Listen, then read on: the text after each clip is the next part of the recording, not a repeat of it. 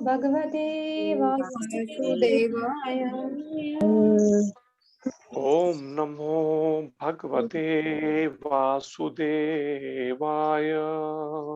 ओम नमो भगवते वासुदेवाय। ओम नमो भगवते वासुदेवाय। ओम नमो भगवते वासुदेवाय। नारायणं नमस्कृत्यं नारायणं नमस्ते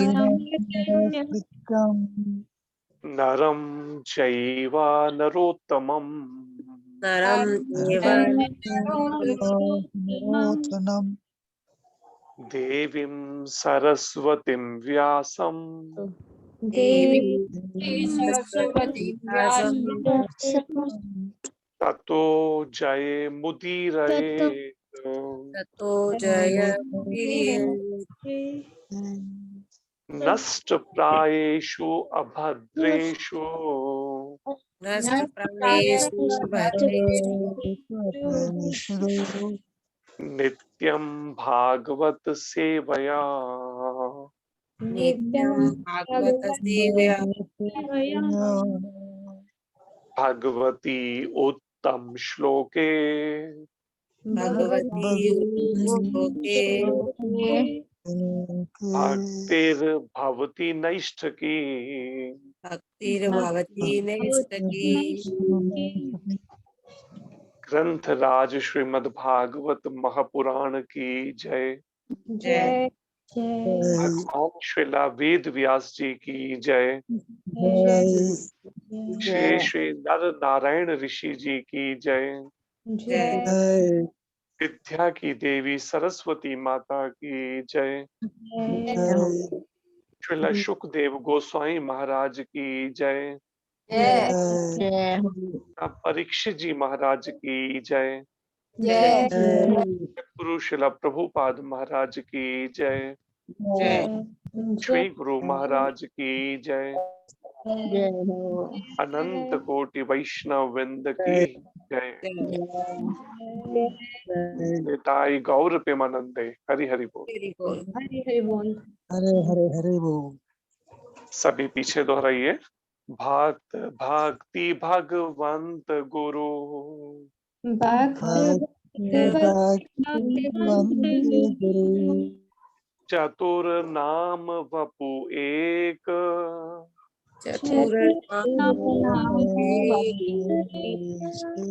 इनके पद वंदन किए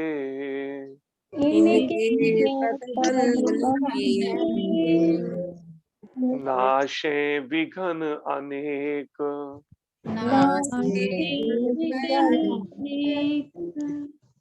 भक्ति दान मोहे दीजिए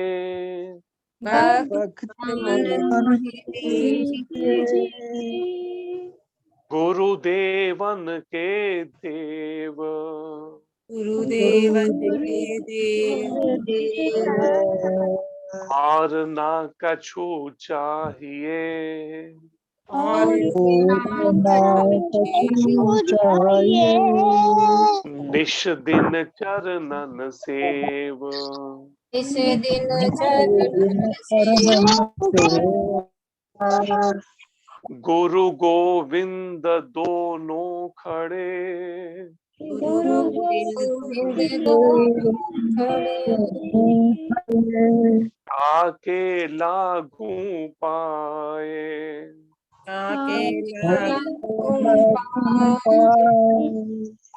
बलिहारी गुरुदेव की बलिहारी गुरुदेव की जो गोविंद दियो बताए।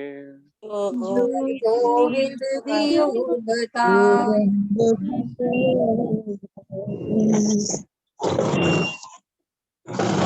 हरे कृष्ण। चलिए पाठ।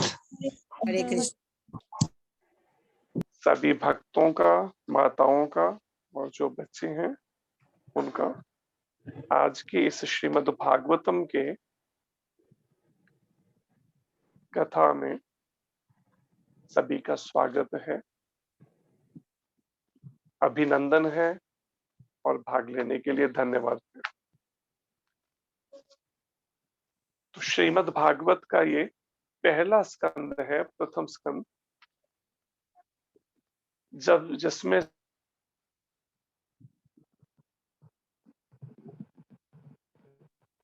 सबसे पहले जो वर्णन आया है इस कलयुग के आरंभ में नैमिषारण्य तीर्थ में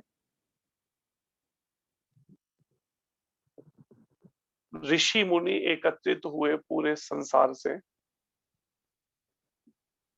और इस कलयुग के प्रभाव से कैसे बचा जाए इस पर विचार करते हुए उन्होंने एक यज्ञ आरंभ किया जो 1000 वर्षों तक लगातार चलता रहे। तो अब विचार होने लगा कि इस कलयुग के प्रभाव से बचें कैसे।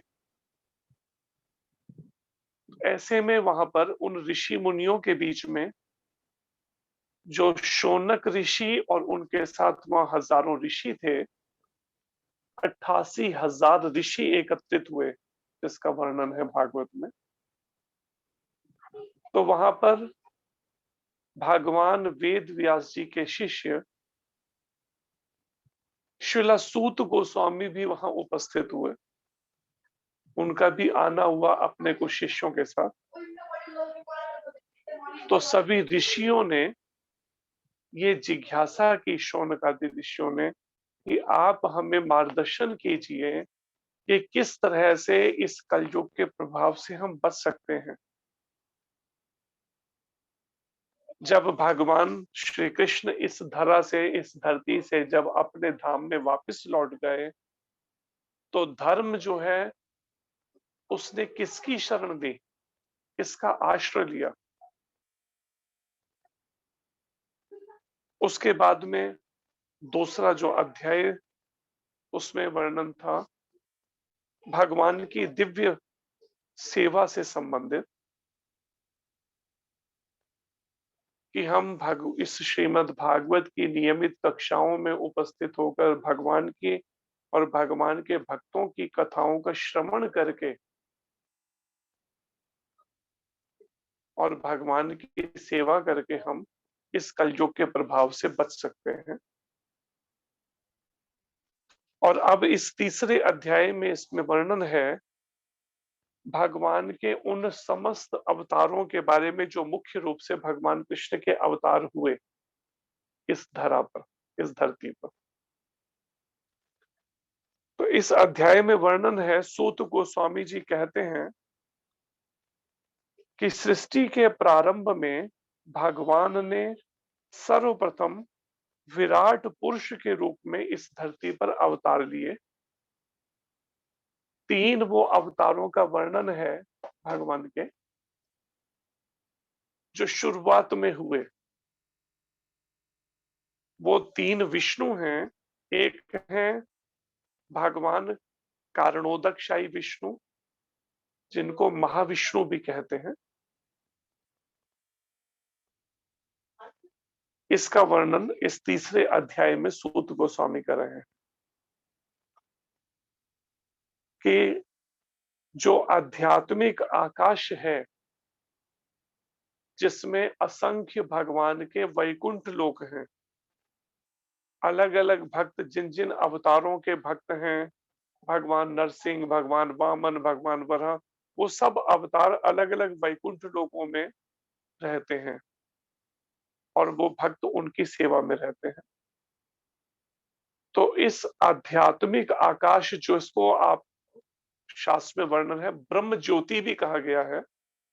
भगवान श्री कृष्ण के शरीर से जो दिव्य प्रकाश निकल रहा है उस प्रकाश को ही ब्रह्म ज्योति भी कहा गया है, या उसको आध्यात्मिक आकाश भी कहा गया है।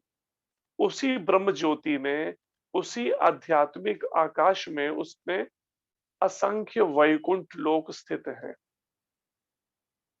और उस आध्यात्मिक आकाश के एक कोने पर एक बादल जैसा, वहां पर महत तत्व, उसका संबोधन इस अध्याय में वर्णन है महत तत्व कहते हैं वो 24 तत्व या वो 16 तत्व, कुछ जगह 24 तत्वों का वर्णन है, कुछ जगह 16 तत्वों का, जिससे ये सारी सृष्टि का निर्माण हुआ है। ये सारी सृष्टि बने हैं भौतिक ब्रह्मांड। और उन 16 तत्वों में आते हैं पंच महाभूत। जो पंच महाभूत हैं अग्नि, जल, वायु, पृथ्वी, आकाश। और इन पंच महाभूत के अलावा है 5 ज्ञानेंद्रियां, जो है आंख, नाक, कान, जीवा, त्वचा, 5 कर्म इंद्रियां और एक मन। ये मिलाकर 16 जो ये हैं, 16 तत्व, इनसे सारी सृष्टि हुई है। ये तत्व रूप से इन 16 का, जिसका सूत गोस्वामी जी यहाँ तीसरे अध्याय में वर्णन करते हैं। और उन महत तत्व जिनको नाम वर्णन है भागवत में, इन तत्वों का, और कुछ जगह ये 24 तत्व करके भी भगवत गीता या कुछ स्थानों पर वर्णन है, जिसमें 16 ये। इसके अलावा 5 इंद्रिय विषय, जो आंख का विषय है दृष्टि देखना, कान का विषय है सुनना, जीभ का विषय है स्वाद लेना, नाक का विषय है सूंघना, त्वचा का विषय स्पर्श। और प्रकृति के 3 गुण, सतोगुण, रजोगुण, तमोगुण, इनको मिलाकर उन 24 तत्वों का वर्णन कुछ जगह आता है। तो यहां पर वर्णन है कि 3 ऐसे अवतार, एक कारणोदकशाही विष्णु,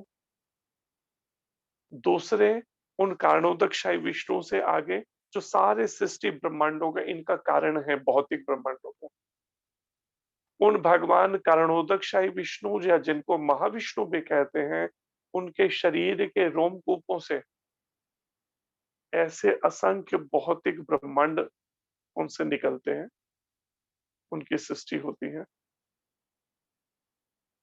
और फिर भगवान का दूसरा पुरुष अवतार, पहला पुरुष अवतार है महाविष्णु या कारणोदकशाही विष्णु,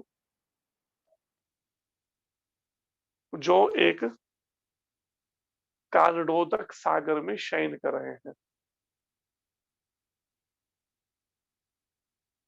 और उनसे आगे दूसरा जो अवतार होता है पुरुष अवतार, वो है गर्भोदकशाही विष्णु, भगवान कारणोदकशाही विष्णु का आगे विस्तार में।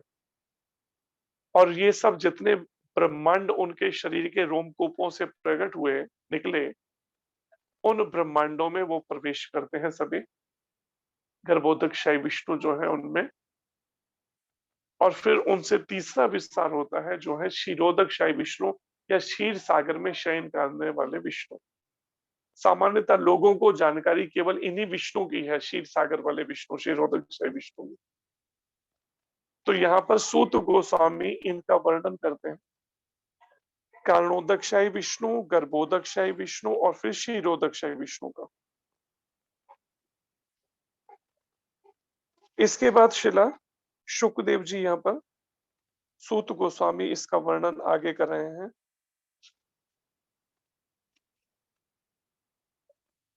कि भगवान से जो मुख्य अवतार हैं, उनमें से सृष्टि के प्रारंभ में सर्वप्रथम ब्रह्मा जी के 4 अविवाहित पुत्र कुमारगण थे, जिन्होंने ब्रह्मचर्य व्रत का पालन करते हुए परम सत्य का साक्षात्कार हेतु कठोर तपस्या की। सबसे पहला अवतार जो है वो है ब्रह्मा जी के 4 मानस पुत्रों के रूप में सनक, सनंदन, सनातन और सनत कुमार। इन 4 कुमारों की सबसे पहले सृष्टि, ब्रह्मा जी ने इन्हें आज्ञा दी कि तुम तपस्या करो जिससे आगे सृष्टि कर सको। तो इन्होंने कठोर तपस्या की, इन्होंने परम सत्य के साक्षात्कार हेतु और ब्रह्मचर्य व्रत का पालन किया चारों कुमारों ने। उसके बाद दूसरे अवतार के रूप में समस्त यज्ञों के परम भोक्ता ने सूकर के अवतार, द्वितीय अवतार स्वीकार किया। जैसे एक सूकर भगवान 84 लाख योनियों में, अलग अलग योनियों में अवतार लेते हैं समय समय पर। तो ये शोकर अवतार जो हुआ भगवान का, पृथ्वी के कल्याण हेतु उसे ब्रह्मांड के रसातल क्षेत्र से ऊपर उठाया। जिस समय में इस ब्रह्मांड को हिरणाक्ष समुद्र के अंदर एक दलदल में, कीचड़ में वहां ले गए और छुपा दिया, तो भगवान देवताओं की प्रार्थना पर भगवान ने ये अवतार लिया, शोकर अवतार, जिनको वराह अवतार भी कहते हैं। और ये समुद्र में से धरती को अपने दोनों दांतों पर उठाकर लाए और फिर लाकर जल में ऊपर स्थित किए, जल के ऊपर। तो द्वितीय अवतार हैं ये शोकर अवतार। ऋषियों के संग में भगवान ने देव ऋषि नारद के रूप में, जो देवताओं में महर्षि हैं, तीसरा शक्तावेश अवतार ग्रहण किया। उन्होंने उन वेदों का भाष्य संकलित किया जिनमें भक्ति मिलती है और जो निष्काम कर्म की प्रेरणा प्रदान करते हैं। और तीसरे अवतार के रूप में देवऋषि नारद जी प्रकट हुए, उनका अवतार हुआ, जो भगवान के शक्तावेश अवतार कहलाते हैं। और ये इनका जो कार्य, जो भगवान की प्रेरणा से, कि उन वेदों के भाष्य इन्होंने संकलित किए, वेदों पर जिनमें भक्ति के बारे में बताया गया और निष्काम कर्म की प्रेरणा मिलती है इनसे। चौथे अवतार में भगवान राजा धर्म की पत्नी के जुड़वा पुत्र नर तथा नारायण के रूप में नर तथा नारायण बने। फिर उन्होंने इंद्रियों को वश में करने के लिए कठिन तथा अनुकरणीय तपस्या की। और फिर इन्होंने बद्रिकाश्रम में, अब भी नर और नारायण रूप में दो पहाड़ हैं जहां पर मनुष्यों के कल्याण के लिए नर नारायण अवतार जो है ये तपस्या कर रहे हैं। राजा धर्म की पत्नी जो है, उनसे ये जुड़वा पुत्र हुए, नर नारायण। इसके बाद पांचवें अवतार के रूप में भगवान कपिल नामक पांचवा अवतार सिद्धों में सर्वोपरि है। उन्होंने आसुरी ब्राह्मण को सृष्टिकारी तत्वों तथा सांख्य शास्त्र का भाष्य बताया, क्योंकि काल क्रम से यह ज्ञान विनष्ट हो चुका था। पांचवा अवतार भगवान का जो भागवत में वर्णित है वो है कपिल भगवान के रूप में। और कपिल भगवान ने सांख्य शास्त्र के ऊपर, सांख्य शास्त्र है शरीर, आत्मा और परमात्मा या पदार्थ, जैसे सारी सृष्टि हुई है भौतिक तत्वों से, और आत्मा और परमात्मा, इनके भेद को, इनके बारे में जो वर्णन किया वो सांख्य दर्शन कहलाता है। इसके अंतर को समझना, सामान्यतः इसी को समझने में जब तक हमें समझ नहीं, हम शरीर से ही अपनी पहचान करते हैं और परिणामवश मनुष्य जीवन में आत्मा करके ये बात ध्यान में ही नहीं। तो इसके ऊपर सांख्य दर्शन का उन्होंने उपदेश दिया भगवान कपिल ने।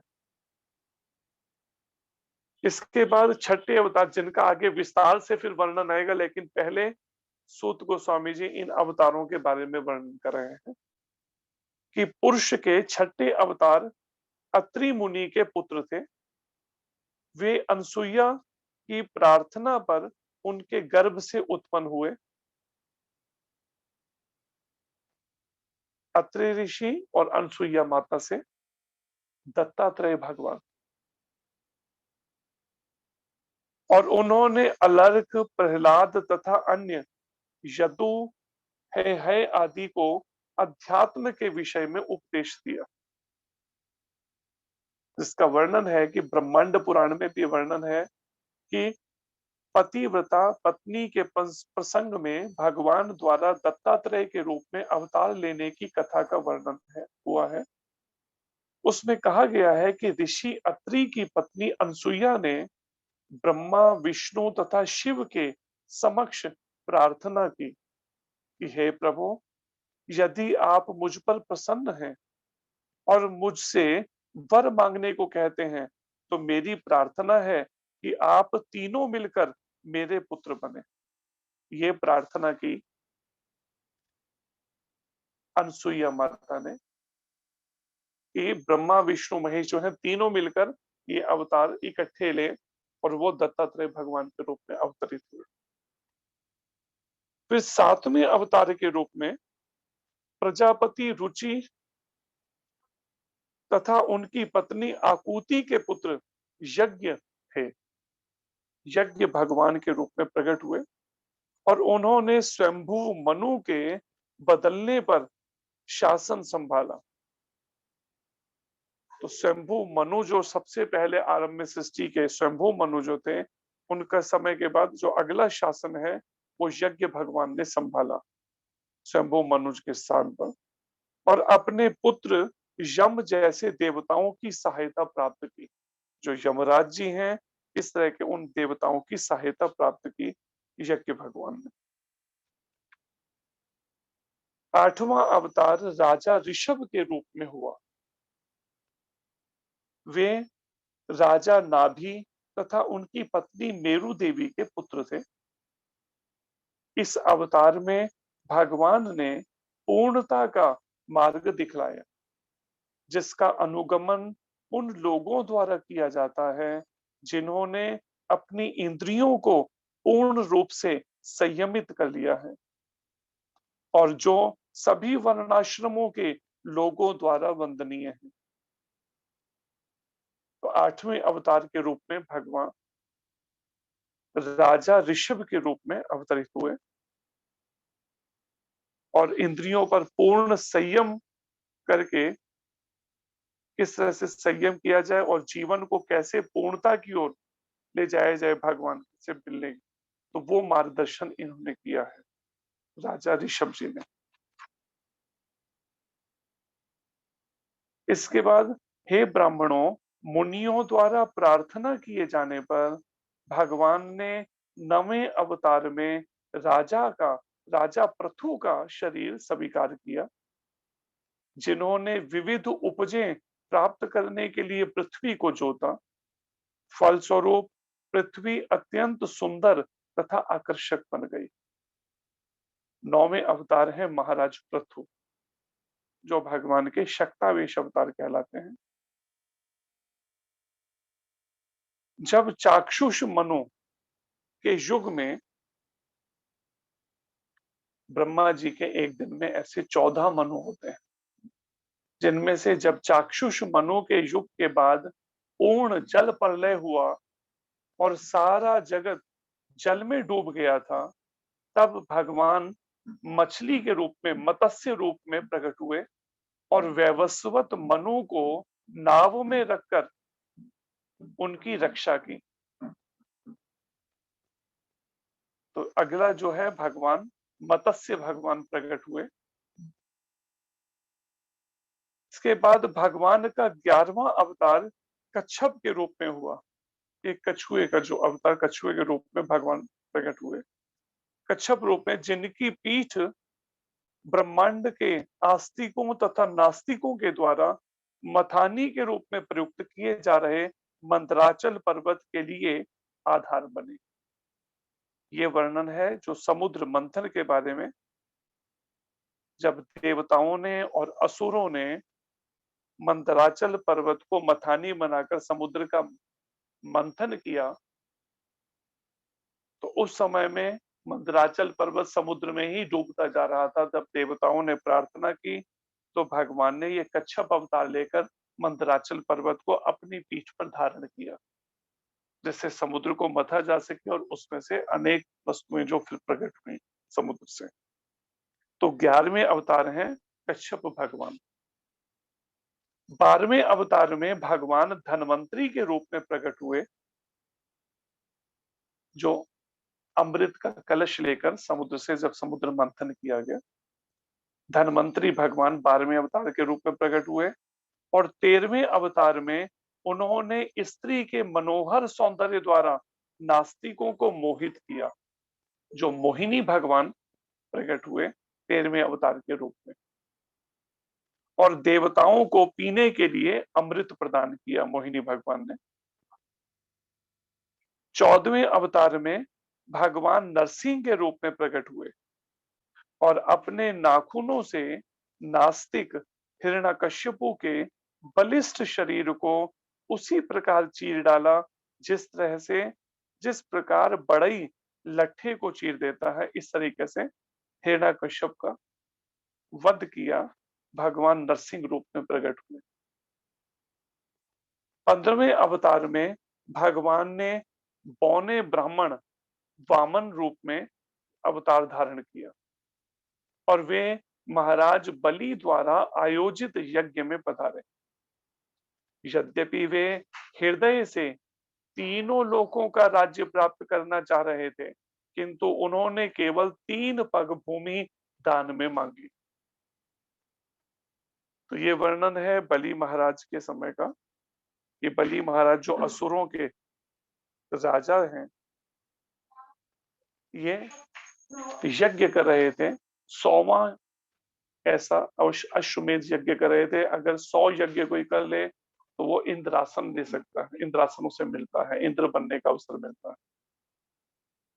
तो 99 यज्ञ कर चुके थे, तो देवताओं के प्रार्थना करने पर कि ये असुर तो सारे सभी लोकों में हो जाएंगे, हमें तो जीने नहीं देंगे, तो देवताओं की प्रार्थना पर भगवान ने इस तरह से बलि महाराज को छलने के लिए ये एक अवतार लिया वामन रूप में। एक छोटे से ब्राह्मण बालक रूप में आए और अपने कदमों से नापकर 3 पग भूमि बलि महाराज से दान में मांगी और फिर 3 पग भूमि के नाम से सारे ब्रह्मांड को उसमें नाप लिए। तो ये 15वां अवतार है, वामन भगवान का अवतार हुआ। फिर 16वें अवतार में भगवान ने क्षत्रियों का 21 बार संहार किया भृगुपति के रूप में, परशुराम भगवान के रूप में 21 बार क्षत्रियों का संहार किया, जो अधर्मी हो गए, धर्म को जिन्होंने आचरण छोड़ दिया था, ऐसे क्षत्रिय, क्योंकि वे ब्राह्मणों के अथवा बुद्धिमान वर्ग के विरुद्ध किए गए विद्रोह के कारण उनसे क्रुद्ध थे। परशुराम भगवान। तत्पश्चात 17वें अवतार में भगवान पराशर मुनि के माध्यम से सत्यवती के गर्भ से श्री व्यासदेव के रूप में प्रकट हुए। उन्होंने यह देखकर कि जन सामान्य अल्पज्ञ है, एकमेव वेद को अनेक शाखाओं प्रशाखाओं में विभक्त कर दिया। और उसके बाद ये वर्णन है भगवान वेद व्यास जी के बारे में। सूत गोस्वामी जी वर्णन कर रहे हैं। 17वें अवतार ये भगवान के शक्तावेश अवतार हैं, पराशर मुनि और माता सत्यवती के से, सत्यवती माता के गर्भ से ये श्रील व्यासदेव प्रकट हुए हैं। जब उन्होंने देखा कि लोग जो हैं अल्पज्ञ हैं, उनकी बड़ी मंद बुद्धि है, तो उन्होंने वेदों को और आसान करने के लिए उनकी अनेक शाखाएं प्रशाखाएं आगे विस्तार करके उसको समझाने के लिए किया। सामवेद, यजुर्वेद, ऋग्वेद, अथर्ववेद इस तरह से भाग किए। फिर उन पर वेदांत सूत्र दिए। देखा अभी भी कठिन होंगे लोगों को समझने, तो फिर वेदांत सूत्र के बाद 108 उपनिषद लिख दिए उसको विस्तार से समझाने के लिए। और फिर 18 पुराण, जिनमें से आखिरी ये पुराण है श्रीमद् भागवत महापुराण। तो 17वां अवतार है भगवान वेद व्यास जी का। 18वें अवतार में भगवान राजा राम के रूप में प्रकट हुए। उन्होंने देवताओं के लिए मन भावन कार्य करने के उद्देश्य से हिंद महासागर को वश में करते हुए समुद्र पार के निवासी नास्तिक राजा रावण का वध करके अपनी अति मानवीय शक्ति का प्रदर्शन किया। 18वें अवतार हैं भगवान श्री राम, जो राजा राम के रूप में प्रकट हुए और ऐसे नास्तिक राजा रावण का वध करके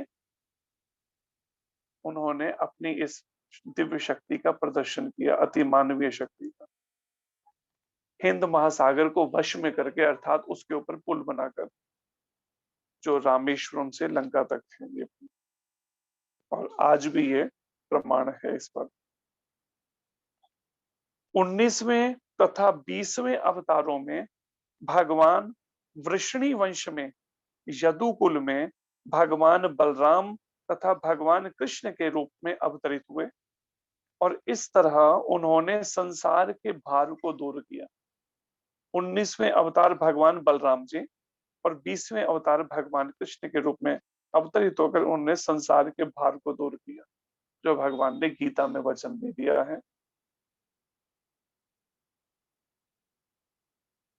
यद परित्राणाय साधूनां विनाशाय च दुष्कृतां धर्म संस्थापनार्थाय संभवामि युगे युगे। साधु पुरुषों की रक्षा के लिए और दुष्ट लोगों के संहार करके धर्म की पुनर्स्थापना करने के लिए भगवान इस संसार का भार कम करने के लिए अब प्रकट समय युग युग में प्रकट होंगे, हर युग। तब भगवान कलयुग के प्रारंभ में गया प्रांत में अंजना के पुत्र बुद्ध के रूप में उन लोगों को मोहित करने के लिए प्रकट होंगे जो श्रद्धालु आस्तिकों से ईर्ष्या करते हैं। और ये वर्णन है जो भागवत में 5000 साल पहले वर्णन है किनका, जो आगे 2500 साल बाद जो अवतार हुआ भगवान बुद्ध का, उनका पहले से वर्णन भागवत में है। सूत गोस्वामी जी जो ये वर्णन कर रहे हैं कि भगवान कलयुग के प्रारंभ में गया प्रांत में अंजना माता जो है उनके पुत्र के रूप में, बुद्ध के रूप में, जिसके लिए वर्णन में केशव दृता बुद्ध शरीरा जय जगदीश हरे, जय जगदीश। तो बुद्ध भगवान के रूप में ये प्रकट हुए और उन लोगों को मोहित करने के लिए प्रकट होंगे। ये उस समय 2500 साल पहले वर्णन है उनके प्रकट होने से, तो इसलिए वर्णन है प्रकट होंगे शब्द है, जो श्रद्धालु आस्तिकों से ईर्ष्या करते हैं उन लोगों के लिए, उनको मोहित करने के लिए। और ये वर्णन है उस समय में लोग मांसाहार करने लगे, तो परिणाम भगवान बुद्ध ने आकर कहा कि तुम इस तरह से हिंसा मत करो। तो उन नास्तिकों ने, उन्होंने क्या नाम लिया कि हाँ ये तो वेदों में वर्णित है बलि प्रथा के बारे में। तो भगवान बुद्ध ने देखा कि ये मूर्ख वेदों के नाम से अपनी जीभ के स्वाद के लिए मांसाहार कर रहे हैं और नाम लेते हैं वेदों का, जबकि वेदों में जो वर्णन है पहले भी हमने बताया था उसके बारे में कि ऋषि मुनि अगर कोई मंत्र सिद्ध कर लेते थे तो वो ऋषियों की सभा बुलाते थे और उसमें किसी वृद्ध पशु को उसको बलि चढ़ाकर और फिर मंत्रों के द्वारा या तो उसे जीवित कर देते थे या मंत्रों के द्वारा उनको उच्च योनि दिलवाते थे, जिससे ये सिद्ध हो जाता था कि हाँ इन ऋषि ने ये मंत्र सिद्ध कर लिए, वैदिक मंत्र। लेकिन कलयुग में लोगों ने क्या किया, उसका इस तरह से अपने इंद्रियों के तर्पण, जीव के स्वाद के लिए पशुओं का वध करना और नाम लेना वेदों का। तो भगवान बुद्ध ने कहा फिर ऐसा करो, वेदों को मत मानो। तो वो जो लोग थे उस समय 2500 साल पहले, आज से लगभग 2500-2600 साल पहले, उन्होंने क्या किया, वेदों को मानना बंद कर दिया। परिणाम में सारा संसार नास्तिक बनने लगा। लेकिन भगवान बुद्ध के भक्त बन गए, जो यहाँ वर्णन है कि उनको भगवान बुद्ध ने मोहित कर लिया, कि इनको, उन नास्तिक लोगों को जो वेदों को फिर नहीं मानते थे। लेकिन लगभग 1700 साल पहले भगवान शंकर जो हैं शिव, उनके अवतार शंकराचार्य जी प्रकट हुए और उन्होंने क्या किया, इस बौद्ध पंथ को भारत की सीमाओं से बाहर खदेड़ दिया, जो फिर तिब्बत और चाइना की तरफ, इधर की तरफ के गए, उधर फैल गए। और उन्होंने 4 मठ चारों कोनों में स्थापित किए, शारदा मठ, जोशी मठ और इस तरह से मठ स्थापित करके दोबारा से वेदों के फिर प्रचार किया उन्होंने, भगवान शंकराचार्य जी ने। तो ये वर्णन है, सूत गोस्वामी जी कहते हैं कि भगवान बुद्ध के बारे में कि वो इस तरह के नास्तिक, इस तरह के लोगों को जो श्रद्धालु आस्तिकों से ईर्ष्या करते हैं उनको मोहित करने के लिए प्रकट हुए। माता अंजना के पुत्र के रूप में भगवान बुद्ध। इसके बाद आगे तत्पश्चात सृष्टि के सर्वे सर्वा भगवान दो युगों के संधि काल में कल्कि अवतार के रूप में जन्म लेंगे। और अब वर्णन है कल्कि अवतार के बारे में, जब दो युगों की संधि होगी, अर्थात जिस समय में कलयुग का अंत होगा और सतयुग दोबारा से शुरू होगा, उस समय का ये वर्णन है कि ये एक अवतार जो कल्कि भगवान का होगा उस समय में, दो युगों की संधि के समय कल्कि अवतार के रूप में जन्म लेंगे और विष्णु यशा के पुत्र होंगे। और उनके पिता का भी वर्णन है और इनका जगह कभी कहां पर ये अवतार लेंगे, उत्तर प्रदेश के अंदर वो स्थान का भी इसमें 12वें स्कंद में वर्णन आया है। मुरादाबाद के पास ये जगह पड़ती है, संबल ग्राम है, वहां पर ब्राह्मण परिवार में प्रकट हुए भगवान कल्कि। तो विष्णु यशा के ये पुत्र होंगे, कल्कि अवतार के रूप में जन्म लेकर दो युगों के संधि काल में। उस समय पृथ्वी के शासक लुटेरे बन चुके होंगे। उस समय हालत ये हो चुकी होगी कि इस पृथ्वी के जो जो शासन करने वाले सब लुटेरे बन चुके होंगे, जिसके लिए प्रभुपाद जी वर्णन कर रहे हैं तात्पर्य में कि यहाँ पर भगवान द्वारा कल्कि रूप में अवतार लेने की एक और भविष्यवाणी है। उन्होंने उन्हें दो युगों के संधि काल में अर्थात कलयुग के अंत तथा सतयुग के प्रारंभ में जन्म लेना है। सतयुग, सत्य, त्रेता, द्वापर तथा कली, इन चार युगों का चक्र मास चक्र की भांति चलता रहता है। वर्तमान कलयुग जो अभी चल रहा है, ये कलयुग 4,32,000 वर्ष तक चलेगा।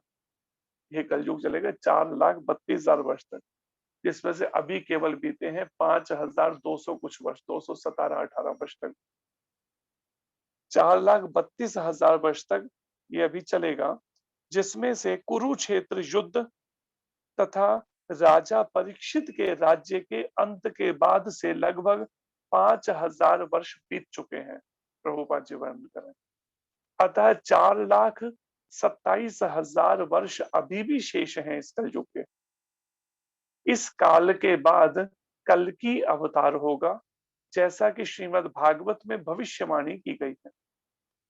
उनके पिता एक विद्वान ब्राह्मण विष्णु यशा होंगे और उनका ग्राम संभल बताया गया है। जैसा कि ऊपर कहा जा चुका है, ये सारी भविष्यवाणियां काल क्रम में सिद्ध होंगी। श्रीमद् भागवत की यही प्रमाणिकता है। इसमें प्रमाण के साथ ये बातों को पहले से बताया गया वर्णन के साथ कलयुग के अंत तक। हे ब्राह्मणों, भगवान के अवतार उसी तरह असंख्य हैं, जिस प्रकार अक्षय जल के स्रोत से निकलने वाले असंख्य झरने, एक विशाल अगर पानी का एक स्रोत है, पानी है कोई, तो उससे बहुत सारे झरने निकलते हैं छोटे छोटे। ठीक इसी तरीके से भगवान के अवतार भी असंख्य हैं, सूत गोस्वामी जी कहते हैं। सारे ऋषि, मनु, देवता तथा विशेष रूप से शक्तिशाली मनु की संतानें भगवान के अंश या उन अंशों की कलाएं हैं। इसमें प्रजापति गण भी सम्मिलित हैं। तो इस संसार में जितने भी लोग हैं, उनके ऊपर जो प्रजापति गण हैं वो भी सम्मिलित हैं इन सबके। उपयुक्त सारे अवतार या तो भगवान के पूर्ण अंश या पूर्णांश के अंश कलाएं हैं। कुछ पूर्ण अवतार हैं, कुछ अंशावतार हैं, कुछ उनके आगे गुण अवतार हैं, जैसे ब्रह्मा विष्णु महेश 3 गुणों के 3 अवतार। और उसके आगे फिर शक्तावेश अवतार हैं जो शक्ति लेकर हैं, जैसे नारद जी हैं, भगवान वेद व्यास जी हैं शक्तावेश अवतार के रूप में, जिसके लिए वर्णन किया सूत गोस्वामी ने। एते चांश कला पुंसाम कृष्णस्तु भगवान स्वयं इंद्रादि व्याकुरम लोकम मृडयंती युगे युगे। कि उपयुक्त सारे अवतार या तो भगवान के पूर्ण अंश या पूर्णांश के अंश अथवा कलाएं हैं, लेकिन श्री कृष्ण तो आदि पूर्ण पुरुषोत्तम भगवान हैं। भगवान कृष्ण जो है वो आदि पूर्ण पुरुषोत्तम भगवान, अर्थात वो अवतारी हैं, सारे उनसे आगे अवतार हुए हैं। ये बात भागवत में यहाँ वर्णन कर रहे हैं सूत गोस्वामी।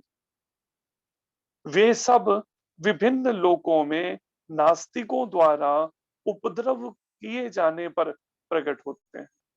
विभिन्न लोकों में जहां भी नास्तिक लोग कुछ ऐसा अराजकता फैलाते हैं, उपद्रव करते हैं, तो भगवान प्रकट होते हैं, या तो स्वयं या उनके अंश अवतार या उनके शक्तावेश अवतार या इस तरह से अवतार आते हैं। भगवान आस्तिकों की, जिनकी भगवान में श्रद्धा है, जो श्रद्धालु हैं, जो आस्तिक लोग हैं, उनकी रक्षा के लिए अवतरित होते हैं। तो सूत गोस्वामी जी ये उन 88,000 शौनकादि ऋषियों को वर्णन कर रहे हैं। उन 88,000 ऋषियों के जो मुख्य उनमें प्रतिनिधित्व कर रहे हैं 88,000 ऋषियों का, वो है शौनक ऋषि जी। जो कोई भगवान के गुहे अवतारों का सावधानी पूर्वक प्रतिदिन सुबह तथा शाम को पाठ करता है, वह जीवन के समस्त दुखों से छूट जाता है। अगर इन अवतारों के बारे में कोई प्रतिदिन सुबह शाम अगर पाठ करता है, तो सूत गोस्वामी जी कहते हैं वो जीवन के समस्त दुखों से छूट जाता है। तो इसलिए हम भी इसको पाठ करते हुए हम चल रहे हैं कि बीच में ना छोड़ा जाए कोई हिस्से को। तो उनको संक्षेप में करते हुए हम अनुवाद सबको लेते हुए चल रहे हैं। भगवान के विराट रूप की धारणा जिसमें वे इस भौतिक जगत में प्रकट होते हैं, काल्पनिक है। यह तो अल्पज्ञों अथवा ये कह सकते हैं तथा नव दीक्षितों को भगवान के रूप में धारणा में प्रवेश कराने के लिए है, लेकिन वस्तुतः भगवान का कोई भौतिक रूप नहीं होता। जैसे जो यहाँ विराट रूप की बात कही जा रही है, जैसे अर्जुन को कुरुक्षेत्र के युद्ध भूमि में भगवान ने जो विराट रूप दिखाया, वो विराट रूप शाश्वत, हमेशा वो विराट रूप नहीं रहता। वैसे तो भक्त ऐसे रूप की इच्छा नहीं करते जिसमें असंख्य सिद्ध वो सब पूरे ब्रह्मांडों में छाया हुआ, लेकिन अर्जुन जी ने जो इच्छा की, उसके पीछे प्रभुपाद जी ने कारण बताया कि कलयुग में आगे जो समय में लोग होंगे, कलयुग के लोग, वो संशय करेंगे कि कृष्ण भगवान को भगवान हम कैसे मान लें, उस पर भी संशय करेंगे।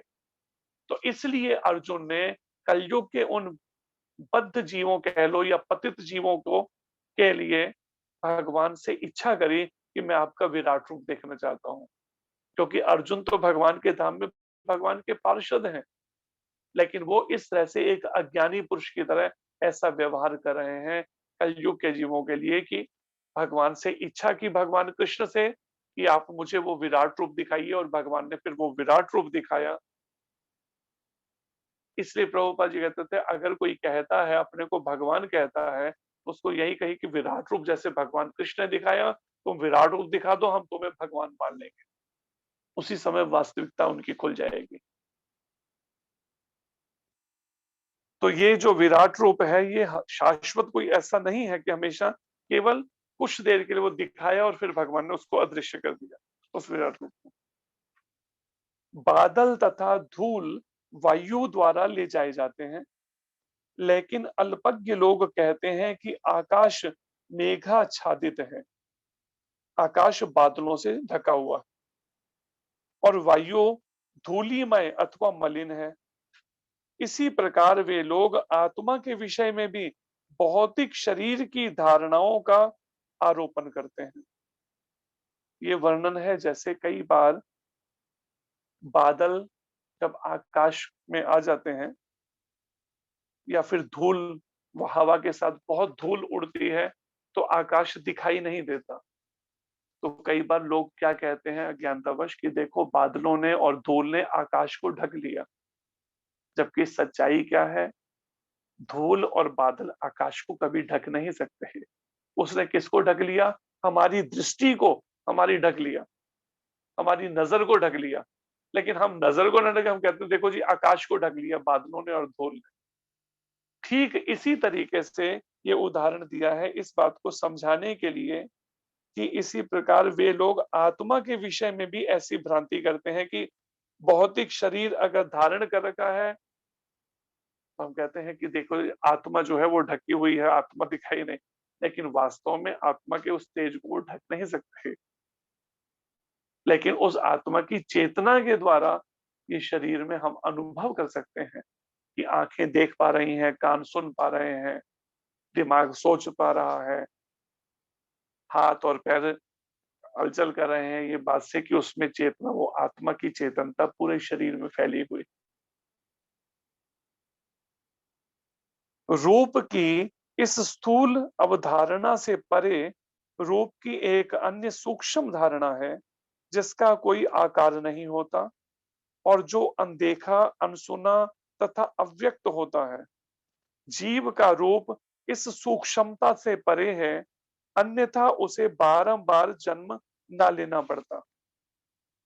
अभी जैसे उदाहरण है कि इस मतलब इसको समझने की भागवत में जो वर्णन है, सारे वेदों का, पुराणों का, सबका सार जो यह वर्णन किया, अभी ये भी अगर हमें अभी कठिन लगता है तो विचार करें, तो हम भगवान को जानने के लिए हमें, इसको समझने के लिए हमें प्रयास तो करना पड़ेगा।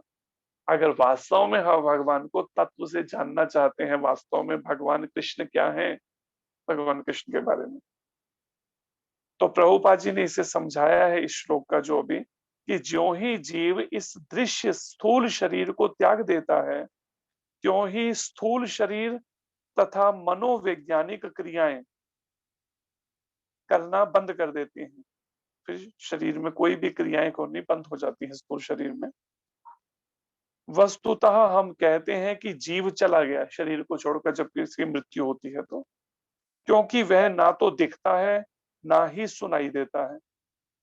यहाँ तक कि जब जीव प्रगाढ़ निद्रा में होता है तब स्थूल शरीर कार्य नहीं करता होता। तो हम यह जानते हैं कि श्वास लेने के कारण वह शरीर के भीतर है जीवात्मा। कोई व्यक्ति सो रहा है लेकिन श्वास से हम लगा सकते हैं अंदाजा कि हाँ जीवात्मा अंदर है शरीर में, लेकिन मृत्यु होती है तो वो सब क्रियाएं बंद हो जाती हैं, तो फिर हम क्या कहते हैं, जीव चला गया इसके अंदर से निकलकर। जब कभी मनुष्य आत्म साक्षात्कार द्वारा यह अनुभव करता है कि स्थूल तथा सूक्ष्म दोनों शरीरों का शुद्ध आत्मा से कोई सरोकार नहीं, उस समय वह अपना तथा साथ ही साथ भगवान का दर्शन करता है। तो यहाँ पर यह बात बताई जा रही है सूत गोस्वामी जी के द्वारा कि जब कभी मनुष्य अगर आत्म साक्षात्कार, जो कहते हैं ना आत्मा का दर्शन करना या आत्मा का साक्षात्कार करना, ये अनुभव जब कोई करता है मनुष्य, तो स्थूल शरीर जो पंच महाभूत से ये बना हुआ है शरीर, और इसमें जो सूक्ष्म शरीर है जो मन, बुद्धि और अहंकार का बना हुआ सूक्ष्म शरीर, जिसको प्रभुपाद जी ने एक आसान भाषा में समझाते हुए कहा है, जैसे कोई व्यक्ति पहले शर्ट पहनता है और शर्ट के ऊपर फिर जैकेट पहनता है, ठीक इसी तरीके से आत्मा ने भी दो वस्त्र, दो कपड़े धारण कर रखे, दो वस्त्र। पहला है सूक्ष्म शरीर जो मन का, बुद्धि और अहंकार का बना हुआ है। मिथ्या अहंकार जो मैंने मान रखा है, अहंकार अपनी पहचान मान रखी है शरीर से, मैं पुरुष हूं, मैं स्त्री हूं, अपनी एक मिथ्या अहंकार से पहचान मानी हुई है देहात्म बुद्धि से। और उस सूक्ष्म शरीर के ऊपर एक स्थूल शरीर हमने धारण कर रखा है जो अग्नि, जलवायु, पृथ्वी, आकाश, इन पंच महाभूत से बना एक शरीर है जो दिखाई दे रहा है। इन दो शरीरों के, इन दो वस्त्रों के अंदर है आत्मा, जिनका यहाँ पर सूत गोस्वामी जी वर्णन कर रहे हैं कि स्थूल तथा सूक्ष्म दोनों शरीरों का शुद्ध आत्मा से कोई सरोकार नहीं। ना तो स्थूल शरीर से कोई सरोकार है आत्मा का, ना ही सूक्ष्म शरीर से, मन बुद्धि अहंकार से। लेकिन हम अनंत जन्मों से अपनी गलत पहचान करते हुए इन्हीं दोनों शरीरों से हम अपनी पहचान, जो अंदर से मन बोलता है हम बस वही करने लगते हैं, जो मन विचार देगा। इसलिए प्रभुपाद जी कहते हैं, इस संसार में हमारा अगर कोई सबसे बड़ा शत्रु है तो वो कौन है? वो हमारा मन है। और ज्यादातर लोग इसी पर विश्वास करते हैं। जो मन कहता जा रहा है, बस मन ने अपनी गलत पहचान मान रखी है। मैं स्त्री हूं, मैं पुरुष हूं, मैं ब्राह्मण हूं, मैं क्षत्रिय हूं, मैं वैश्य हूं, मैं ब्रह्मचारी हूं, मैं गृहस्थी हूं, मैं मानप्रस्थी हूं, मैं इंजीनियर हूं, मैं डॉक्टर हूं। केवल उस शरीर से अपनी पहचान मन ने मान ली। उस गलत पहचान के कारण से ही वो अनंत जन्मों से बस ऐसे ही अपने जिस शरीर में जाता है उससे अपनी पहचान मानने लगता है।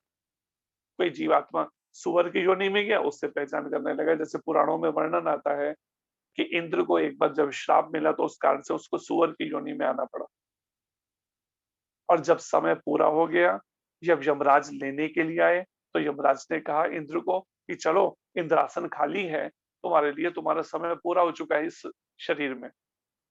तो वो सुअर की योनि जब मिली है तो उसके अनुसार ही वो सोच रही है जीवात्मा। तो क्या कहता है वो इंद्र उस सुअर की योनि, कहता है यमराज जी को कि पहले ये बताइए कि जहां पर आप स्वर्ग कह रहे हैं वहां पर क्या इस तरह से कचड़े के ढेर मिलेंगे मुझे सोने के लिए? क्या मल खाने के लिए मुझे वहां मिलेगा? तो यमराज कहते हैं वहां पर ये सब स्वर्ग में नहीं होती गंदगी या इस तरह के सब। कहते मुझे नहीं जाना, मैं फिर यहीं ठीक हूँ। तो यमराज जी ने पकड़ा और जब उसका वध किया और जब जीवात्मा को बाहर निकाला तो तब उसकी समझ बदली। अर्थात 84 लाख योनियों में जो जो शरीर हमें मिलते जाते हैं बस हम उसी की तरह सोचना शुरू कर देते हैं। चौबीसों घंटे हम अपनी वही शरीर से पहचान करके सोचते हैं अपनी गलत पहचान।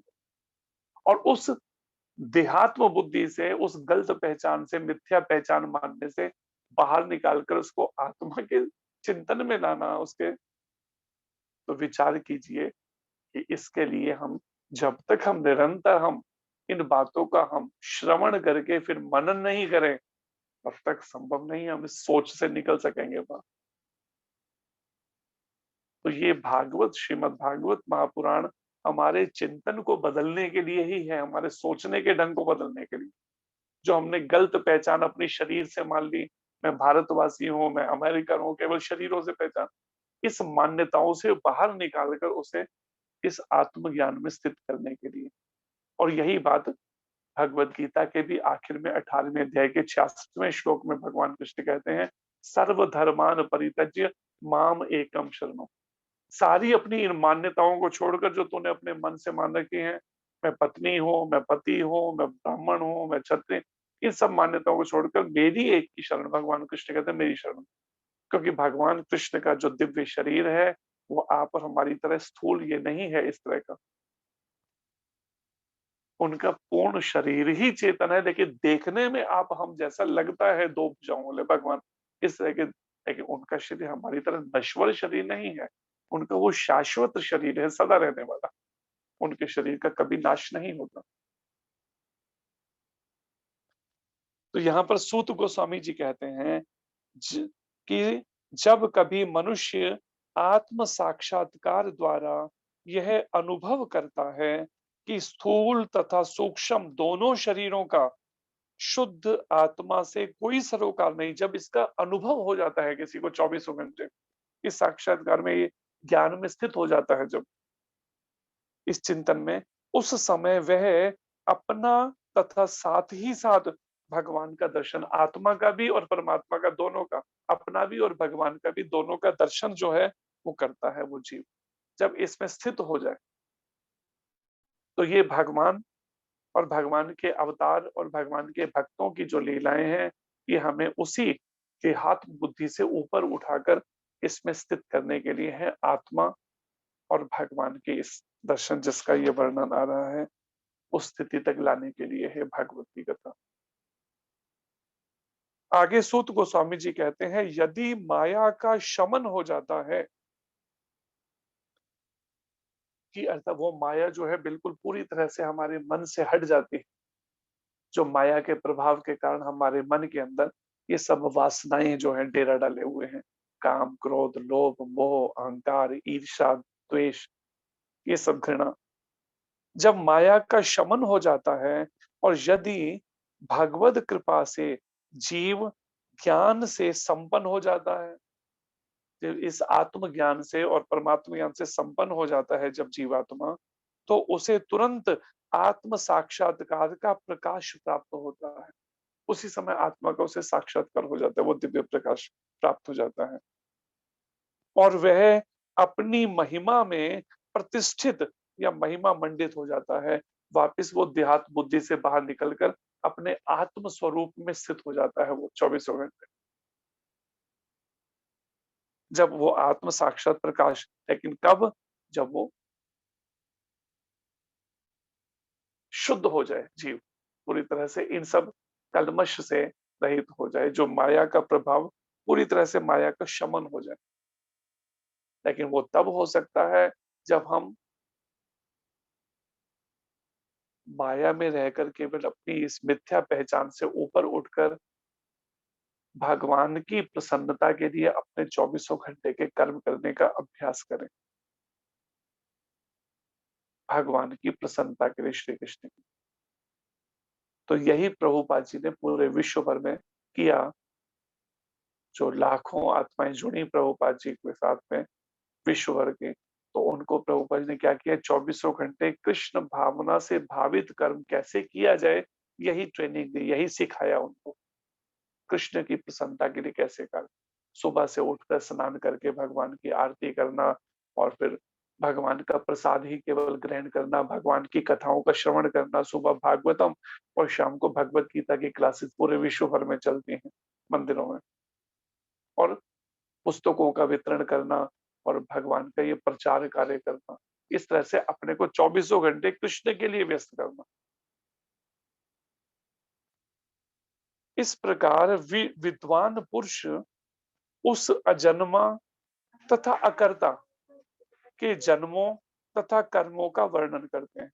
एक जो अजन्मा है, जिसका कभी जन्म नहीं होता, भगवान और भगवान के अवतार, वो भगवान के धाम से अवतार इस धरती पर आते हैं। जिस कार्य के उद्देश्य से वो आए हैं, वो कार्य उद्देश्य पूरा करते हैं। जो गीता में भी जो अभी बताया था कि परित्राणाय साधूनां विनाशाय च दुष्कृतां, और फिर वापस अपने धाम में लौट जाते हैं। इसलिए उन्हें अजन्मा कहा गया, जिनका जन्म नहीं होता आप और हमारी तरह से। और अकर्ता, जो अर्थात कर्म करते हुए कोई भी भौतिक ऐसा कर्म का बंधन उन्हें बांध नहीं पाता भगवान को।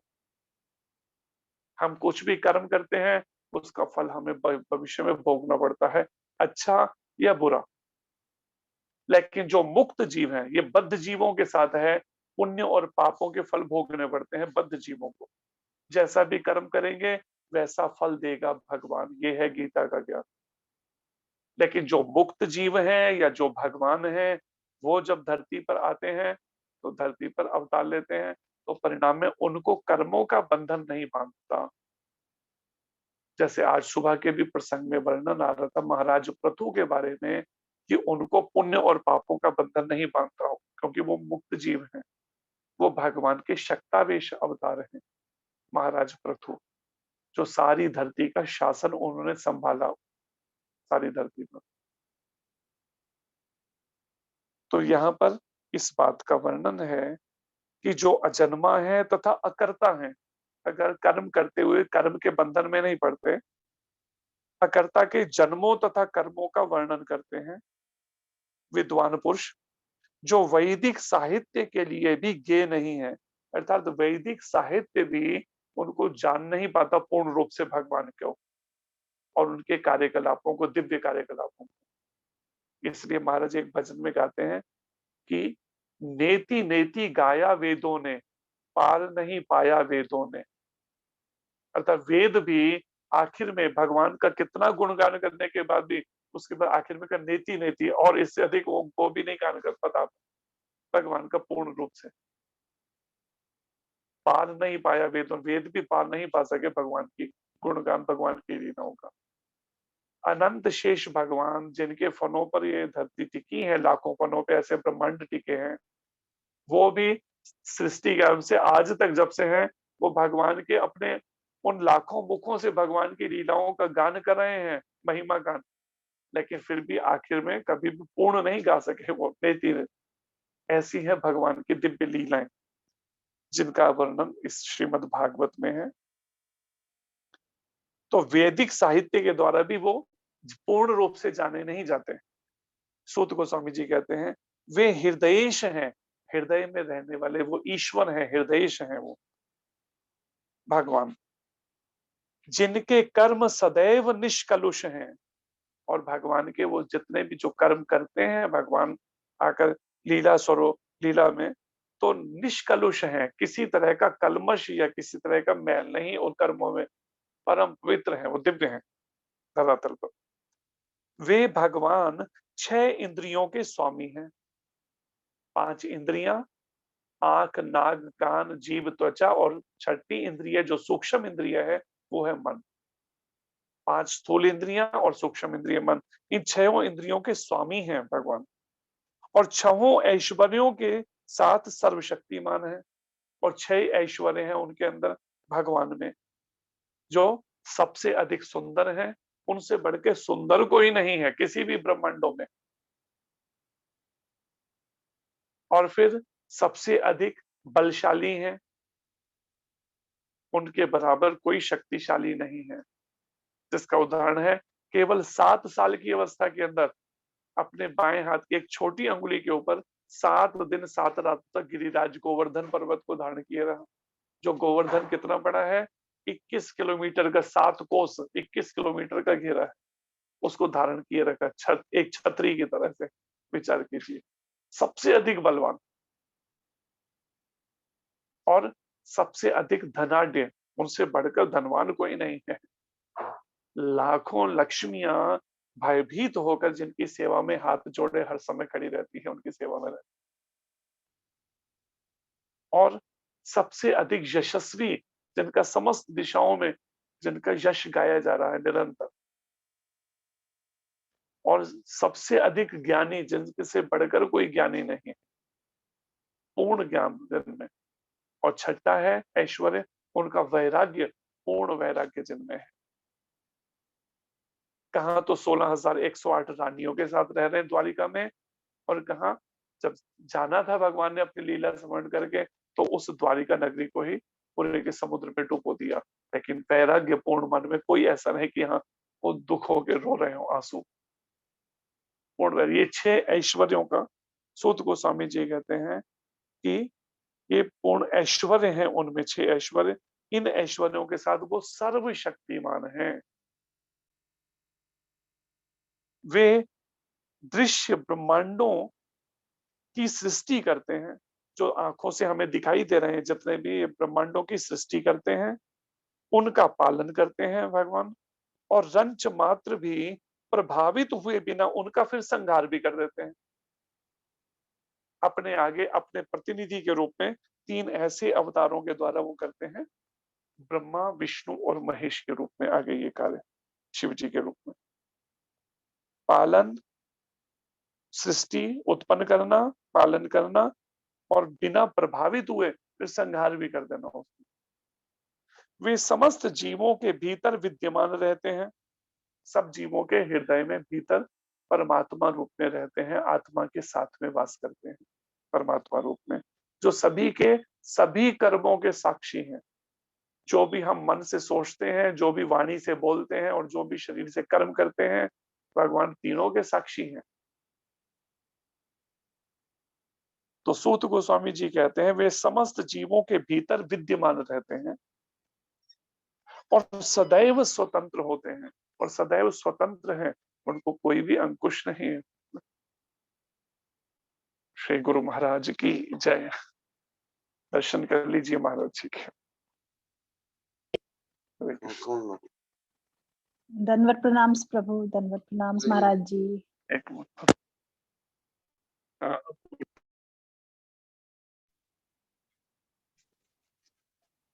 हरे कृष्णा महाराज जी, हरे कृष्णा।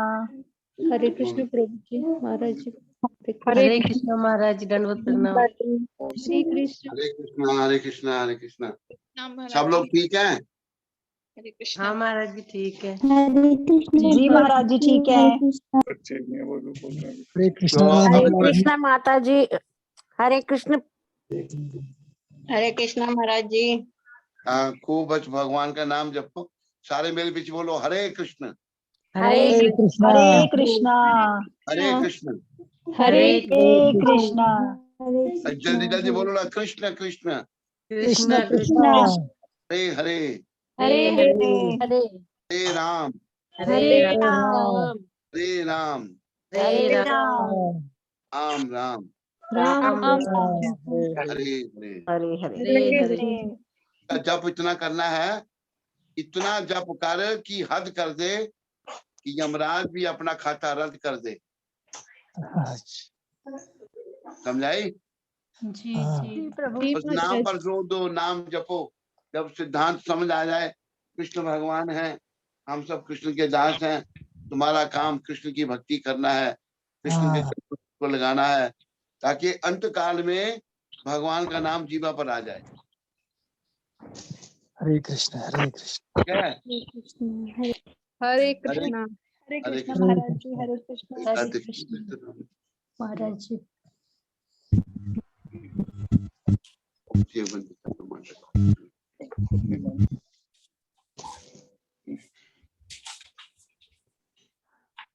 भगवान कुछ ने अपनी फोटो बंद कर रखी है और साइलेंट के लिए सुन रहे थे।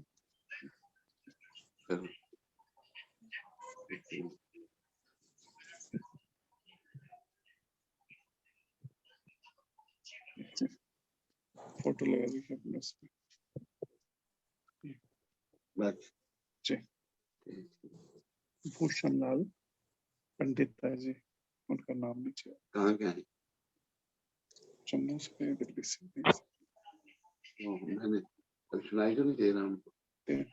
नहीं दे रहा है, कुछ कहना तो बाद में कहूँ, ठीक है जी।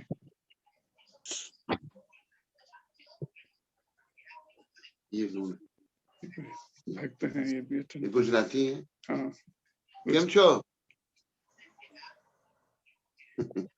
माइक बंद करेगा उनका। कहते ठीक है सुन लिए।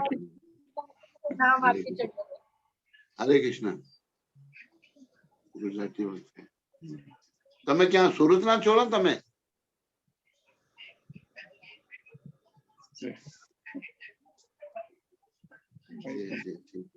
हरे कृष्ण। ठीक है हरे कृष्ण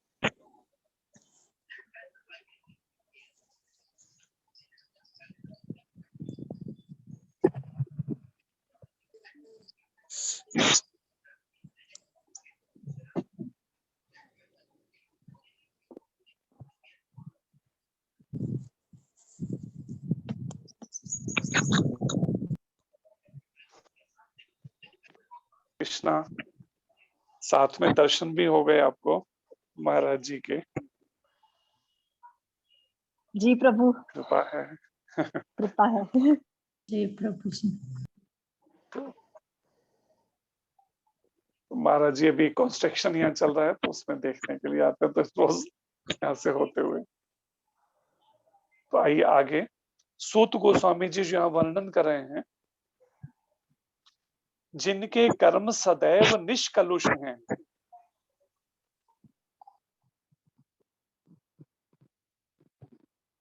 हरे कृष्णा प्रभु जी, आपका अनम्यूट कीजिए। हरे कृष्णा। तो ये वर्णन है, सूत गोस्वामी जी कहते हैं कि वे समस्त जीवों के भीतर विद्यमान रहते हैं और सदैव स्वतंत्र होते हैं। उनको किसी तरह का अंकुश या कोई बंधन नहीं है। भगवान में और हमारे में अंतर ये है कि हम जब जन्म लेते हैं तो माया के वश में होकर जन्म लेते हैं, और भगवान जब जन्म लेते हैं या प्रकट होते हैं जिसे कहते हैं, तो वो माया को अपने वश में करके प्रकट होते हैं। तो सूत गोस्वामी जी कहते हैं कि भगवान जो हैं वो सदैव स्वतंत्र हैं। उनको कोई कर्म का या समय का या काल का किसी तरह का कोई बंधन नहीं है उन्हें। मूर्ख मनुष्य अपने अल्प ज्ञान के कारण भगवान के रूपों, नामों तथा कर्मों की दिव्य प्रकृति को नहीं जान सकते। और हम क्या है, सामान्यतः जो मूर्ख मनुष्य हैं, अपने कम समझ के कारण से भगवान के रूपों को नहीं जान पा रहे, पहचान नहीं पा रहे भगवान कौन है। अब विचार कीजिए, भक्ति करेंगे कैसे जब तक यही नहीं पता लोगों को वास्तव में भगवान है कौन। सामान्यतः लोगों की सोच क्या है, सभी भगवान है, किसी को भी भगवान मान लो, भगवान तो सभी हैं, इस सोच में लोग चल रहे हैं।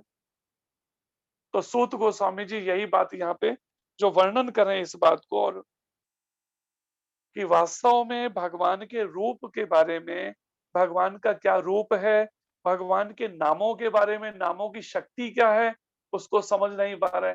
इसलिए संसार में मन लगे हुए हैं, नाम जप में भगवान के मन ही नहीं लग रहा, क्योंकि नाम की शक्ति का अल्प ज्ञान के कारण मूर्ख मनुष्य जो है भगवान के नामों की दिव्य प्रकृति को नहीं जान पा रहे, कि भगवान का नाम कितने दिव्य हैं कि यह नामों का ही खाली जप करके आप भगवत प्राप्ति कर सकते हैं। जिससे शास्त्र में वर्णन है, कली काले नाम रूपे कृष्ण अवतार। कलयुग के अंदर भगवान कृष्ण ने अवतार एक अभी भी ले रखा है इस समय।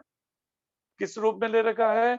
नाम रूप में, ये हरे कृष्ण महामंत्र के रूप में। लेकिन हम जो यहाँ पर सूत गोस्वामी जी बता रहे हैं, मूर्खता के कारण और अल्प ज्ञान के कारण, हमारी समझ अल्प होने के कारण से हम इस हरे कृष्ण महामंत्र की शक्ति को नहीं समझ पा रहे हैं।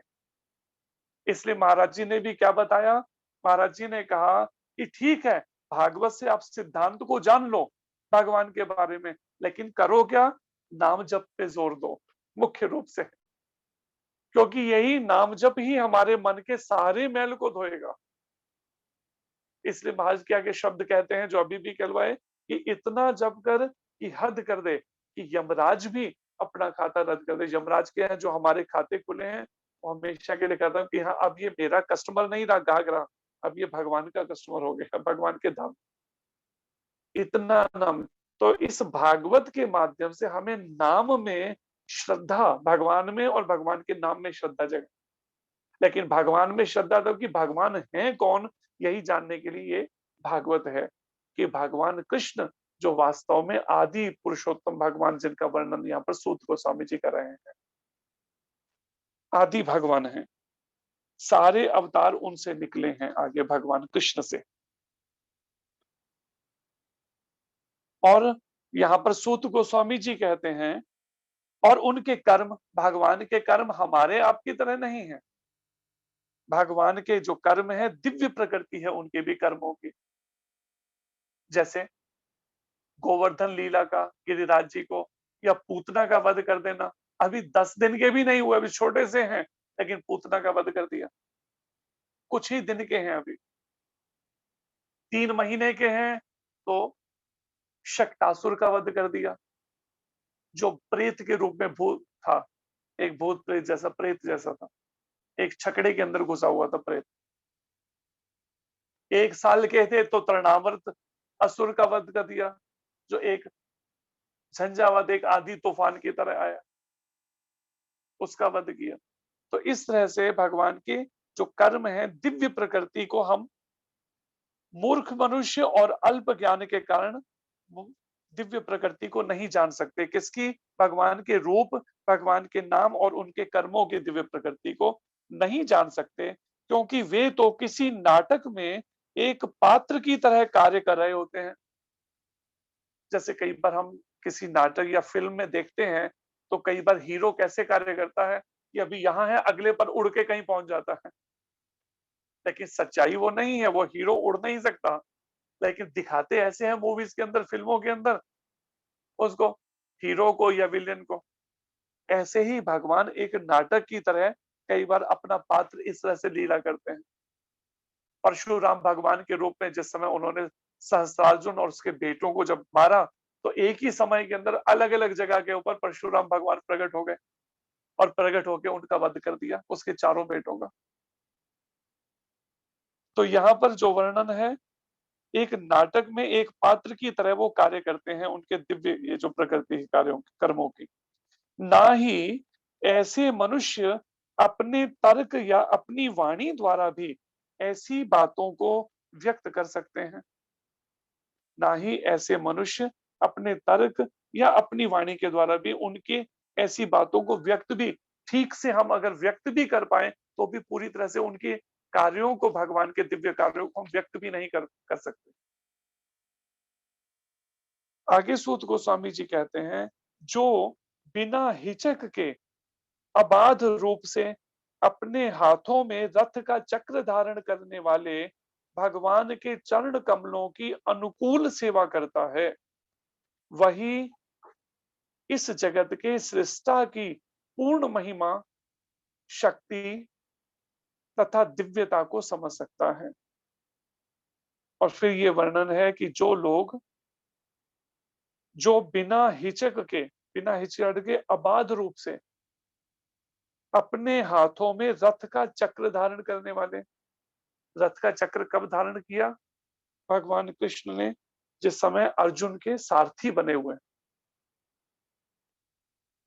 और भगवान ने जब कहा कि भीष्म पितामह का वध कर दो, तो अर्जुन जो है वो कहता है कि हे कृष्ण, पितामह का वध मैं कैसे करता हूं,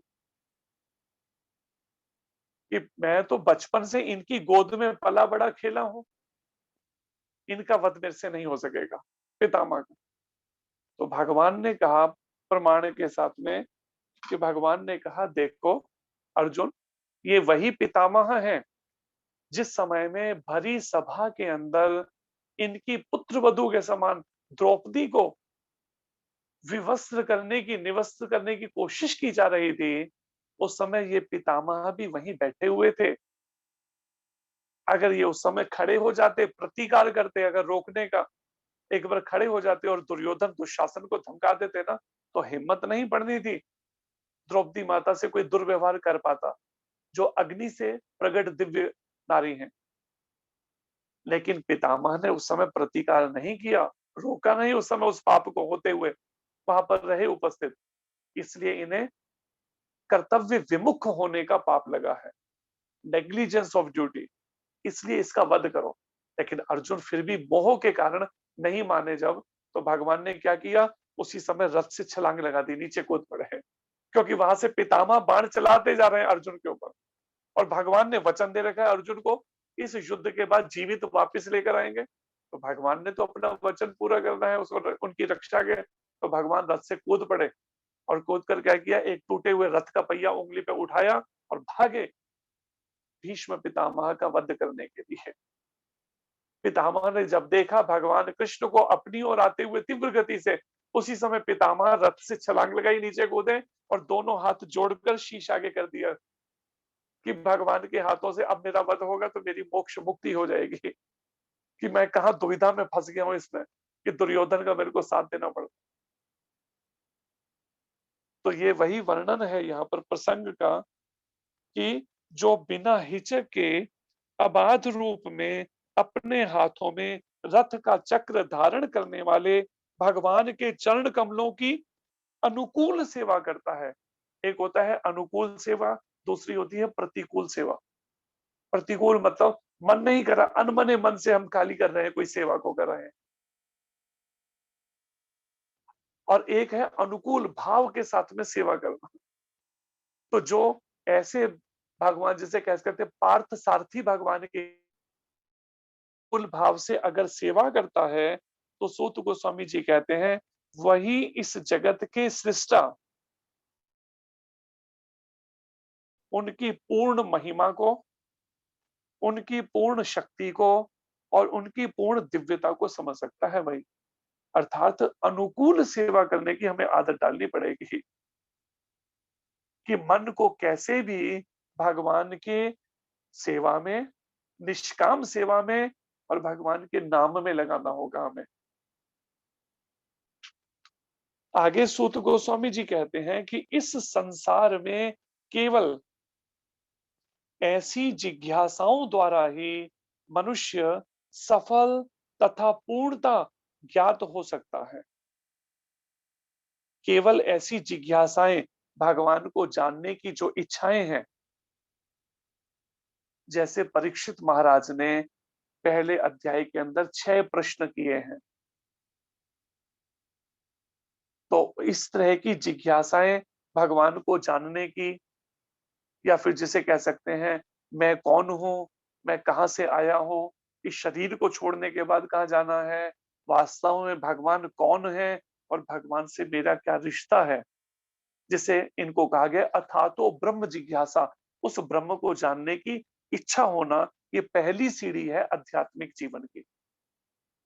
तो सूत गोस्वामी जी कहते हैं इस संसार में केवल ऐसी जिज्ञासाएं करना, इसके द्वारा मनुष्य सफल तथा पूर्णता प्राप्त हो सकता है, पूर्णता ज्ञात हो सकता है।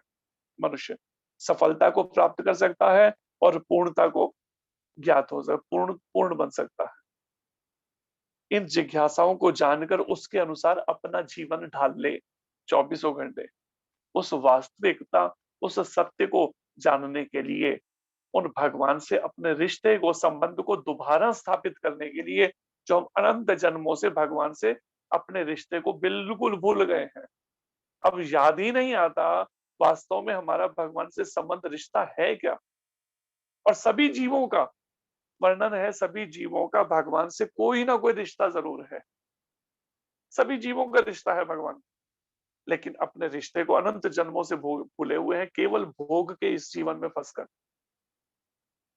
उन भौतिक इच्छाएं और उन भौतिक इच्छाओं की पूर्ति के लिए इस तरह के कर्मों के जाल में फंसकर, पहले तरह तरह के कर्म करना और फिर कर्मों के फल भोगने में, इसी में अनंत जन्मों से यही खेल में उलझे हैं।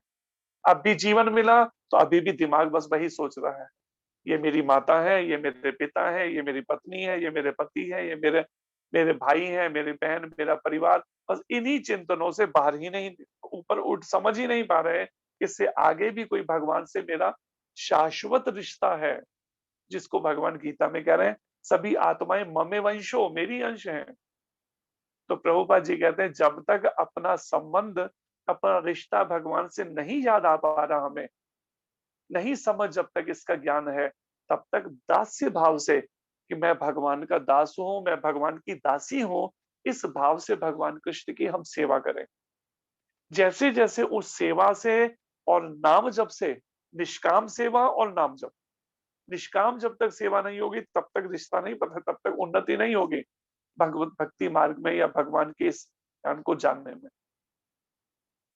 तो भगवान की निष्काम सेवा और नाम जप के द्वारा जैसे जैसे हृदय शुद्ध होता जाएगा, वैसे वैसे मुझे अपना रिश्ता भगवान से पता चलेगा कि किस रिश्ते में, किस संबंध में भगवान की सेवा में पहले था या थी।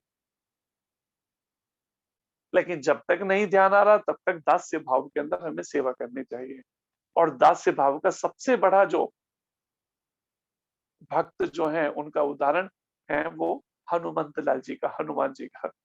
हनुमान जी के बराबर किसी की तुलना नहीं है दास्य भाव के अंदर। ऐसी अनन्य भक्ति है हनुमंत लाल जी की, भगवान के ही ये रूप, भगवान राम के प्रति। तो यहाँ सूत गोस्वामी जी कहते हैं क्योंकि ऐसी जिज्ञासाओं से अखिल ब्रह्मांडों के स्वामी भगवान के प्रति दिव्य आह्लादकारी प्रेम उत्पन्न होता है। ऐसी जिज्ञासाओं से भगवान के बारे में जानना, सुनना, श्रवण करना, नवधा भक्ति का जो पहला अंग है श्रवणम, भगवान के अवतारों के बारे में जानने की इच्छा करना और भगवान के भक्तों के जीवन के बारे में जानना कि कैसे भगवान के भक्तों ने भक्ति अपनी पूर्ण करके भगवान की सेवा में चले गए, नित्य के लिए भगवान के धाम में, वैकुंठ लोकों में चले गए। तो वो सुनकर हम उसके अनुसार फिर अपना जीवन ढाल सकते हैं और उनकी लीलाओं को सुनकर भगवान के और भगवान के अवतारों की, हम उनका चिंतन करके, उनके नामों का जप कीर्तन करके, उनकी कथाओं का कीर्तन करके, श्रवण करके हम अपने अंतःकरण हृदय को शुद्ध कर सकते हैं, जिसके द्वारा फिर भगवान के प्रति दिव्य आनंद देने वाला आह्लादकारी प्रेम हमारे हृदय में उत्पन्न हो सकता है भगवान के प्रति। जो अभी प्रेम है लेकिन कहाँ है? संसार के प्रति, जो स्वार्थ से भरा हुआ है, भौतिक वस्तु और जन्म मृत्यु के घोर पुनरावृत्ति से 100% प्रतिरक्षा की गारंटी प्राप्त होती है।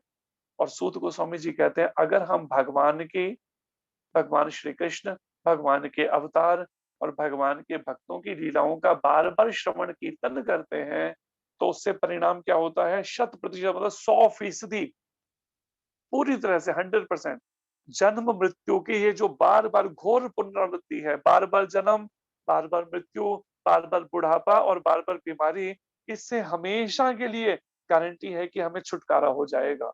ये पूर्ण प्रतिरक्षा की गारंटी प्राप्त होती है इसकी, सूत गोस्वामी जी कहते हैं। तो हमें अपने को निरंतर इसमें लगाना होगा। इसलिए वो श्लोक जो आप सबने भी दोहराया था शुरू में, क्या है, नित्यम भागवत सेवया, नित्यम मतलब प्रतिदिन भागवत का सेवन करना चाहिए, श्रवण और कीर्तन प्रतिदिन, जिससे मन हमारा भगवान में, कृष्ण में, भगवान की भक्त लीलाओं में अनुरक्त हो जाए, लग जाए मन। यह श्रीमद् भागवत भगवान का साहित्य अवतार है। ये जो है ये केवल ग्रंथ नहीं है, ये श्रीमद् भागवत, ये भगवान का साहित्य का अवतार है, ये अपने आप में भगवान का।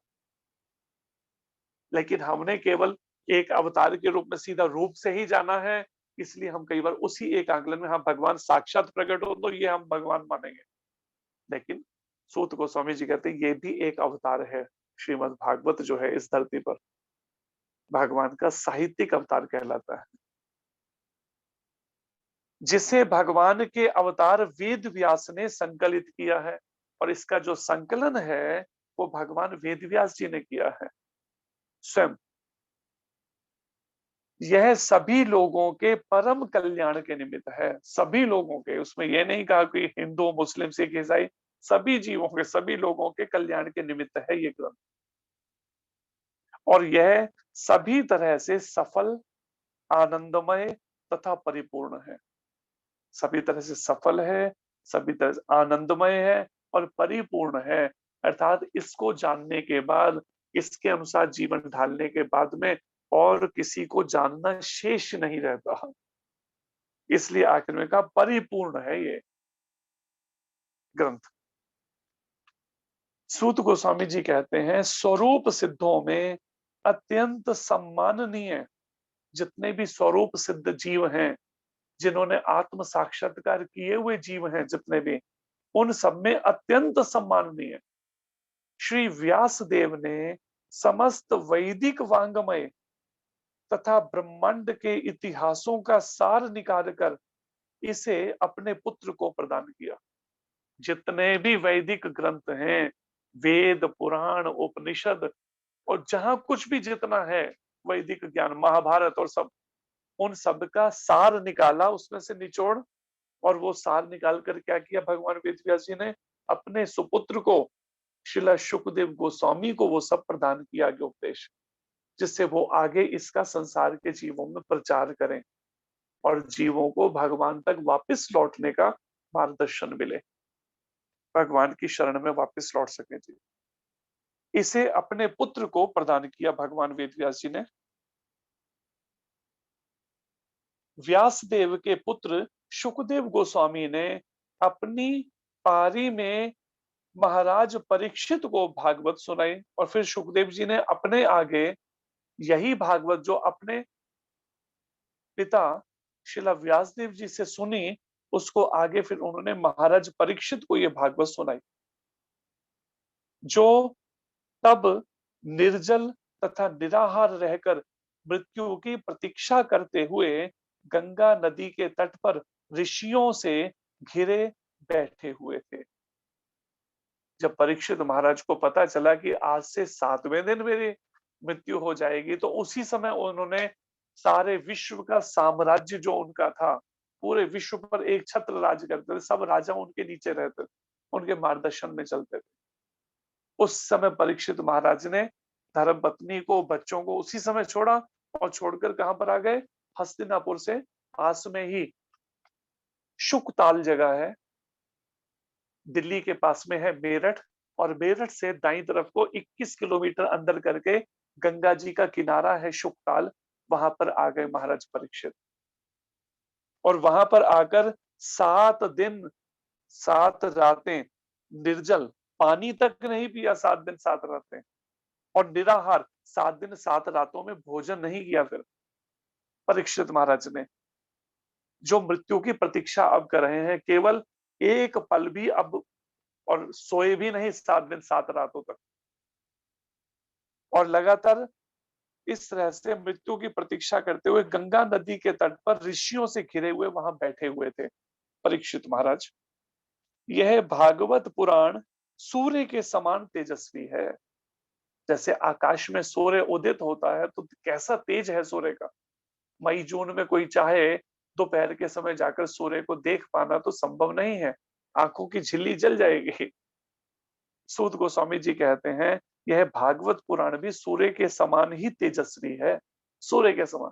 हमारे मन शिथिल होने से हम इसके तेज को अनुभव नहीं कर पाए तो एक अलग बात है, लेकिन वास्तव में ये सूर्य के समान तेजस्वी है, सूत गोस्वामी जी कहते हैं।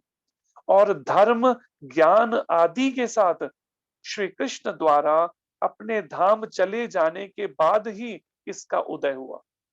जब भगवान कृष्ण इस धरा से अपने धाम वापस लौट गए गोलोक वृंदावन कृष्ण लोक में, उसके बाद धर्म और ज्ञान आदि के साथ में इसका उदय हुआ है, इस दिव्य ग्रंथ का, श्रीमद् भागवत महापुराण का। जिन लोगों ने कलयुग में अज्ञान के गहन अंधकार के कारण अपनी दृष्टि खो दी है, जिन लोगों ने कलयुग के अज्ञान के गहन अंधकार के कारण, कलयुग के प्रभाव से लोग इतना ज्यादा केवल इंद्रियों के तर्पण में भोग के जीवन में लग गए कि उन्होंने अपनी दृष्टि ही खो दी, कि उन्हें समझ ही नहीं आ रहा मनुष्य जीवन मिला क्यों और कहां कर किस में लगे रखे हम। जैसे गुरु महाराज कहते हैं आए यहाँ क्यों कर क्या रहे हैं, लेना था नाम हरि का पाप कर रहे। हरि बोल हरि नाम सार, मिलेगा ना मानव जन्म फिर बार बार। मानव तन पा करके लिया ना जो हरि नाम, समय बीतने पर होगा बुरा परिणाम। क्या किया हाय हाय जीवन बेकार जाए, भोगों के पीछे केवल हाय हाय कर रहे हैं, दौड़ने में लगे हैं संसारिक भोगों के पीछे। जीवन बेकार जाए लिया ना जो हरि नाम एक बार। तो सूत गोस्वामी जी कहते हैं जिन लोगों ने कलयुग के अज्ञान के कारण, कलयुग के प्रभाव से, गहन अंधकार के कारण अपनी दृष्टि खो दी है, उन्हें पता ही नहीं चल पा रहा जीवन मिला क्यों है मनुष्य जीवन, उन्हें इस पुराण से प्रकाश प्राप्त होगा। हम जैसे बद्ध जीवों को, पतित जीवों को, हमें इससे प्रकाश प्राप्त होगा। सूत गोस्वामी जी कहते हैं कि मनुष्य जीवन मिला क्यों है, उस उद्देश्य की पूर्ति में हमें लगना चाहिए। एक एक दिन करके जैसे जैसे जीवन के श्वास घटते जा रहे हैं, हमें तैयारी करनी चाहिए भगवान के पास वापस लौटने का, हम रास्ता पूर्ण तय कर सके। ये नहीं कि हम अधूरा छोड़ के फिर दोबारा 84 के चक्कर में फेंक दिए जाए।